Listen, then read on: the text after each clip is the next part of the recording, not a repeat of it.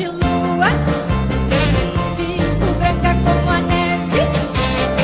Se o luar é meu amigo, censura ninguém se atreve. A Jovem Guarda surgiu em 59, com sucessos de Sili Campelo, Banho da Lua e Estúpido Cupido.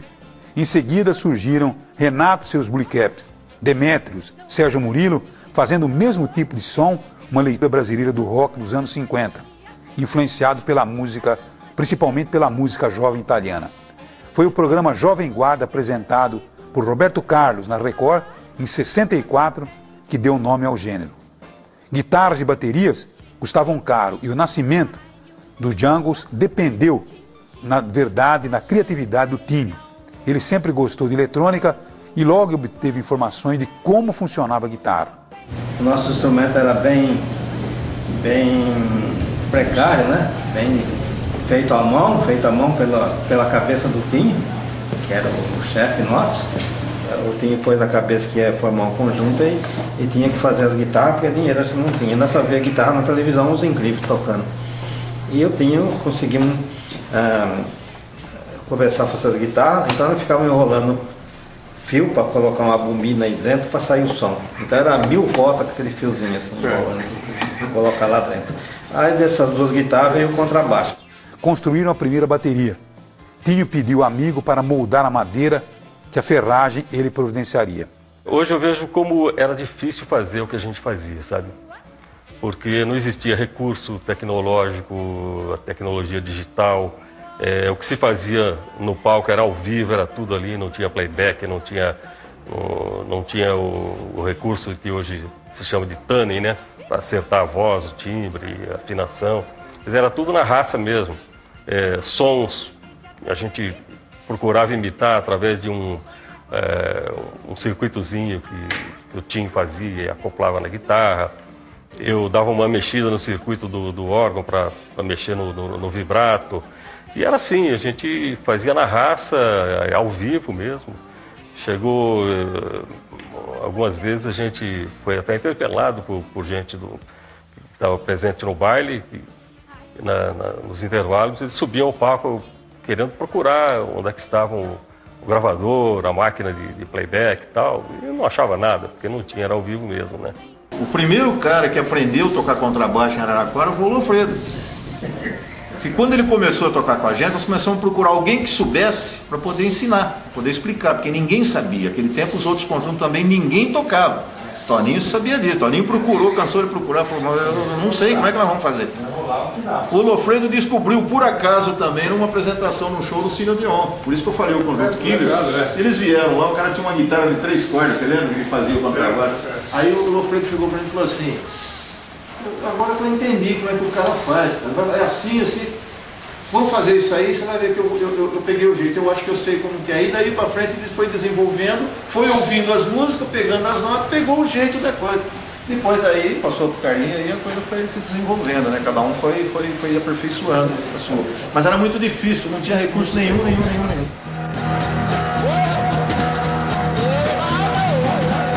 Inovação eletrônica e improviso criativo que permitia introduzir novidades que só chegariam à cidade meses ou anos depois. Os Jungles foram os introdutores de novidades tecnológicas na região, como por exemplo, quem não se lembra, a primeira luz negra, a primeira luz estroboscópica, caixa de eco, efeitos, distorções. Os Jungles sempre contaram com empresários criativos e a colaboração de amigos dedicados.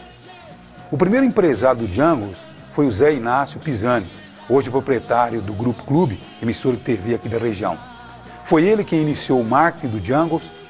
Por exemplo, conseguiu que a fábrica Lupo fornecesse meias para serem distribuídas como brindes e comercializadas posteriormente para levantar dinheiro para o conjunto ir à capital se apresentar na TV. Inclusive nós tínhamos um empresário, que era o seu falecido Pedro Rodrigues, e ele tinha uma forma de vender diferente. Hoje a internet é um recurso. Ele chegava, que ele tinha uma forma ele era muito espontâneo assim, ele chegava para o diretor e falava o seguinte, você pode colocar uma cláusula aí, se o grupo não for sucesso, mas sucesso, agradar é obrigação, se não for sucesso você não me paga. o profissionalismo foi transformando o show do Jungles num produto facilmente vendável. A produção era de qualidade, o repertório variado e atualizado, novidades eletrônicas, guarda-roupa original, material de divulgação eficiente e um código de conduta obedecido por todos. A gente tinha um repertório muito eclético, eu tocava de tudo. Tocava samba, música lenta, rock, Valsa, bossa nova, tocava tudo, bolero. Os arranjos a gente... É o que tinha na música, a gente copiava a música, né? Copiava. E às vezes a gente fazia, achava um meio pé de macaco e fazia um melhor, entendeu? E a gente gostava muito de fazer de tudo para tentar agradar a maioria, né? Porque todos é impossível. Inclusive nós tocamos um baile em Santa Catarina, né? Em Florianópolis, que terminava 4 e pouco o baile. Foi até o cara 8 foi da lá noite. e falou, não, vai acabar não, vai até... Né? Formatura, até 8 horas da manhã. Vai 8 horas a gente tava tocando. Não existia, isso daí não tinha, né? Não tinha. Então a gente fazia de tudo. Jungles foi um grupo de muita responsabilidade em tudo que fazia, desde a sua saída como na sua chegada. Era impecável nas vestimentas, o cuidado com a musicalidade e também com seus equipamentos. A dedicação e respeito com seus funcionários e também com seus fãs. Pessoas íntegras e sem vício algum.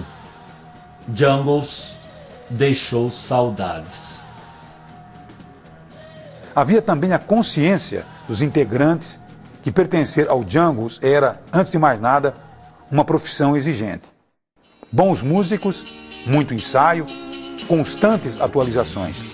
Um grupo que produzia seus arranjos e também gravava composições próprias, como Soninha, composta e interpretada pelo Tony Penn, um sucesso nas rádios da região.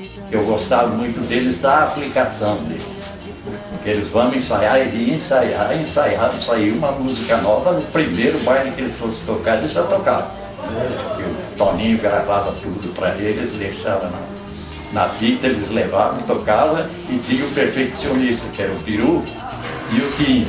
Enquanto não saía igualzinho, eles não botavam ela na pauta deles. Uma consciência que proporcionava uma identidade de propósitos, convivência harmoniosa e agradável dos integrantes. As brigas eram poucas e o humor constante. Ninguém bebia e não havia drogas. E a gente sempre cultivou esse tipo de coisa, longe das drogas, longe desse tipo de coisas alucinógenas que na época tinha também, né? Mas a gente sempre foi aquele conjunto light, né? Só tomava aguinha e olha lá. Apresentaram também uma precoce noção de responsabilidade social. Por exemplo, tocavam no Hospital Nestor Goulart Reis com o apoio do Lions Clubes e ações humanitárias. Às vezes o show beneficente que a gente fazia para angariar fundo, para brinquedo para criança, geralmente... Na porta das igrejas? Aí a gente ia para as portas das igrejas. E eles ia cada dia num bairro. E aí o prestígio do Jungles se consolidou com uma feliz parceria que estabeleceu com a Rádio Cultura de Araraquara. Quem levou o Jungles para a rádio foi o radialista Antônio Carlos Rodrigues dos Santos, o Toninho. Antes, porém, realizou por 3 meses uma campanha publicitária provocando uma enorme curiosidade dos ouvintes com a pergunta: o que é Jota? Ele estava, na verdade, imitando os incríveis que fizeram isso para anunciar um programa numa emissora da capital. Os Jungles então passaram a participar do programa Na Onda, transmitido todo sábado à tarde.